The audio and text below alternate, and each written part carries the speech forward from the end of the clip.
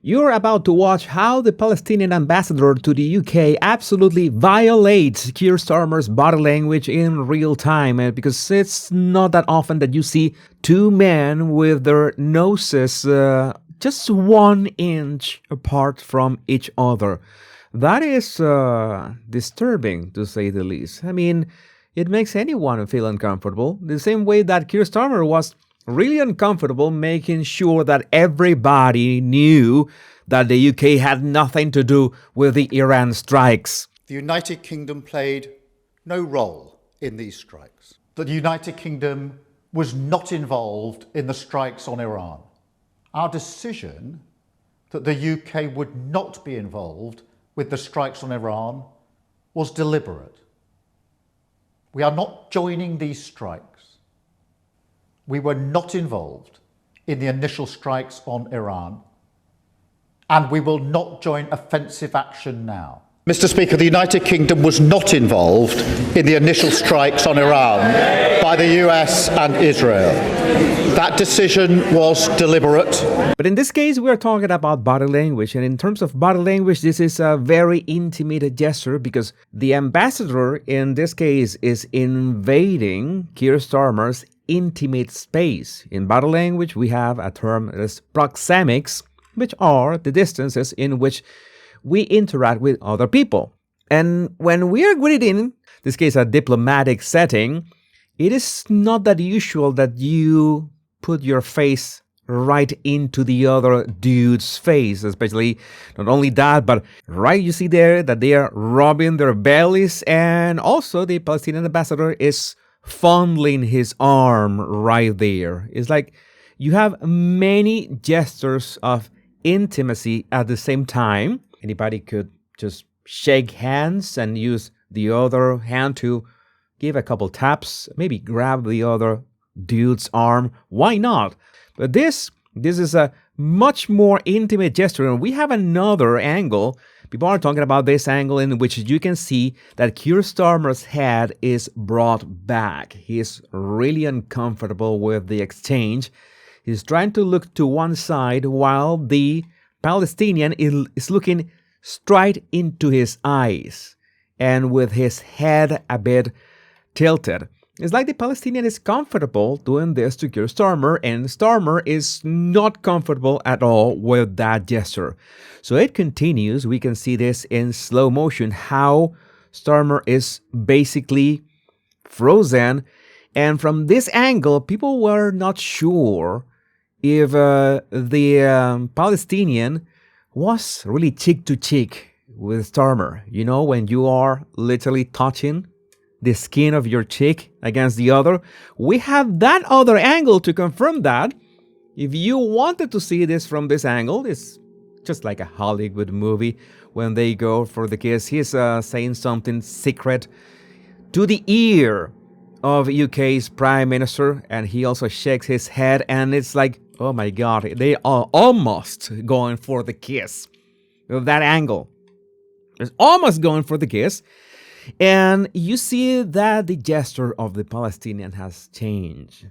It's not fondling or caressing anymore. It's grabbing Keir Starmer's arm, as in having a grip over him.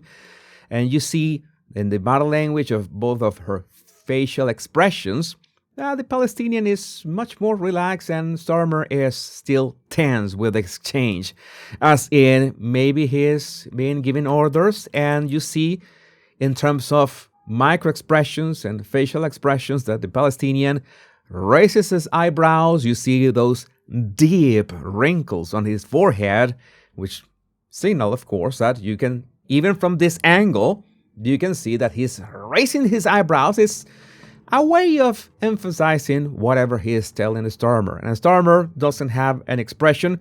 He's not nodding. He's processing what the Palestinian has just said. And he looks to us, to his side, to his right side, nodding with another person.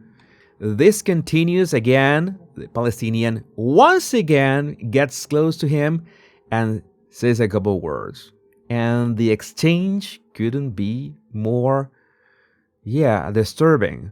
This is from another angle that you see some expressions from the Palestinian in which he is a bit concerned about the developments. I guess that he didn't like what has happened with Iran, but at the same time, we know how are the mixed signals that Starmer has been sending over and over again. I think mixed signals is an understatement, but sometimes he says that it is not okay to use the UK's bases to attack Iran, but secretly he had given the green light about that.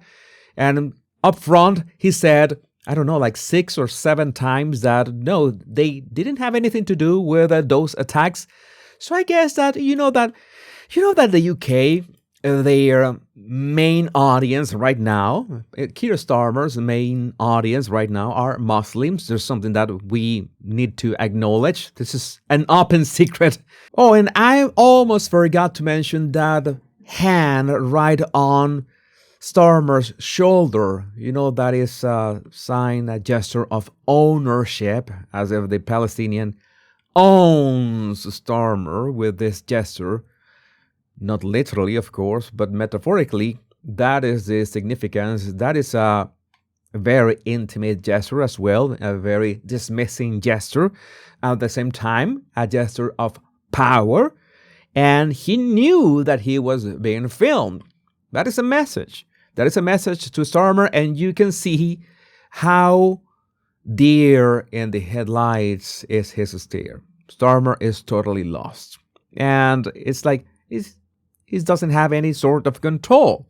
He doesn't know what to do. This is really pathetic in so many ways. And he keeps that hand in there, and then it's not like he puts the hand away, but does this kind of slide over Starmer's chest. That would be my face. Is if a man did that to me, that would be my face. I mean, what the F is going on?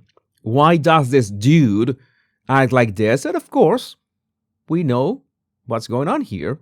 Starmer has given him permission to act like that. You simply are giving permission to someone to treat you like that. I wouldn't give anyone permission to treat me like that in front of the cameras. That is the difference. So, yeah, it's very pathetic, the situation of the UK in the hands of this clown. It is what it is. I would like to know what you think about this in the comments. My name is Jesus Enrique Rosas. I'm the Body Language Guy. Much love and bliss.